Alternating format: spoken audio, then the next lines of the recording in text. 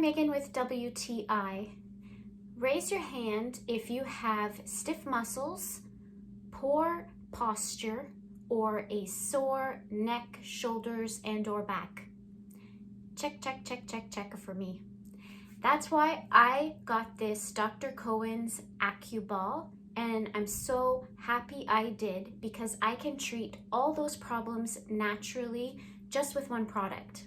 The acuBall heats up one of two ways. You can either boil it for about 10 minutes or you can heat it in the microwave for 1 minute on the stand that they provide.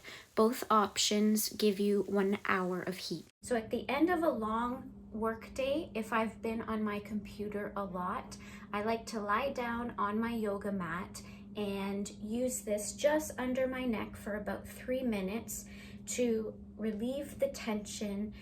If you're unsure of where to accurately place the Heatable acuBall, there is an app you can download.